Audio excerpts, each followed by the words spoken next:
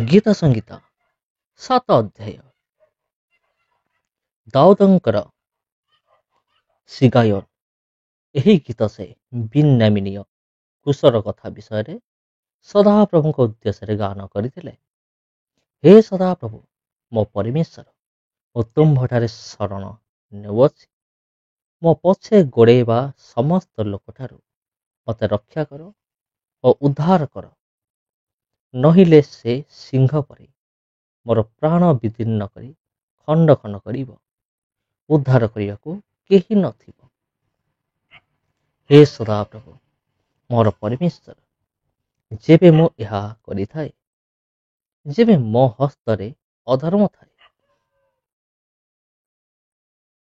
ଯେବେ ମୁଁ ଆପଣା ସଙ୍ଗେ ମିଳନରେ ଥିବା ଲୋକର ବନ୍ଦ କରିଥାଏ, ମାତ୍ର ଯେ ଅକାରଣରେ ମୋର ବିପକ୍ଷ, ମୁଁ ତାହାକୁ ଉଦ୍ଧାର କରିଅଛି। ତେବେ ଶତ୍ରୁ ମୋର ପ୍ରାଣ ପଛେ ଦୌଡ଼ି ତାହାକୁ ଧରୁ, ଆହୁରି ସେ ମୋ ଜୀବନକୁ ଭୂମିରେ ଦୋଳି ପକାଉ, ପୁଣି ମୋ ଗୌରବକୁ ଧୂଳି ସାତ୍ କରୁ। ହେ ସଦାପ୍ରଭୁ, ଆପଣା କ୍ରୋଧରେ ଉଠ, ମୋ ବିପକ୍ଷଗଣର କୋପ ପ୍ରତିକୂଳରେ ଆପଣାକୁ ଉଠାଅ। ମୋ ପକ୍ଷରେ ଜାଗ୍ରତ ହୁଅ, ତୁମେ ବିଚାରର ଆଜ୍ଞା କରିଅଛ। ଗୋଷ୍ଠୀମାନଙ୍କ ମଣ୍ଡଳୀ ତୁମକୁ ବେଷ୍ଟନ କରନ୍ତୁ, ଆଉ ତୁମେ ସେମାନଙ୍କ ଉପରେ ଊର୍ଦ୍ଧ୍ୱକୁ ପ୍ରତ୍ୟାଗମନ କର। ସଦାପ୍ରଭୁ ଗୋଷ୍ଠୀମାନଙ୍କ ପ୍ରତି ବିଚାର ସାଧନ କରନ୍ତି। ହେ ସଦାପ୍ରଭୁ ମୋର ଧର୍ମ ଓ ମୋର ଆନ୍ତରିକ ସରଳତାନୁସାରେ ମୋର ବିଚାର କର। ଦୁଷ୍ଟମାନଙ୍କର ଦୁଷ୍ଟତାର ଶେଷ ହଉ, ମାତ୍ର ତୁମେ ଧାର୍ମିକମାନଙ୍କୁ ସଂସ୍ଥାପନ କର। କାରଣ ଧର୍ମମୟ ପରମେଶ୍ୱର ଅନ୍ତଃକରଣ ଓ ମର୍ମର ପରୀକ୍ଷା କରନ୍ତି। ପରମେଶ୍ୱରଙ୍କ ଠାରେ ମୋହର ଢାଲ ଅଛି, ସେ ସରଳମାନଙ୍କୁ ପରିତ୍ରାଣ କରନ୍ତି।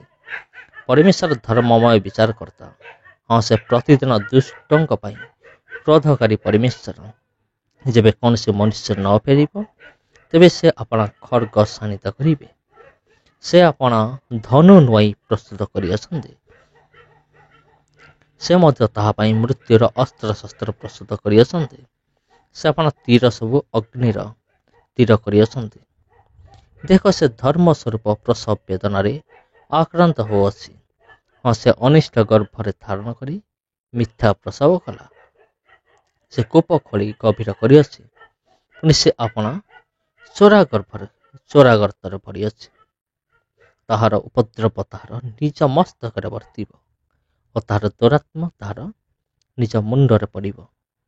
ଏ ସଦାପ୍ରଭୁଙ୍କର ଧାର୍ମିକତା, ମୁଁ ସଦାପ୍ରଭୁଙ୍କ ଧାର୍ମିକତା ଅନୁସାରେ ତାହାଙ୍କର ଧନ୍ୟବାଦ କରିବି ଓ ସର୍ବପରିସ୍ଥ ସଦାପ୍ରଭୁଙ୍କ ନାମରେ ପ୍ରଶଂସା ଗାନ କରିବି।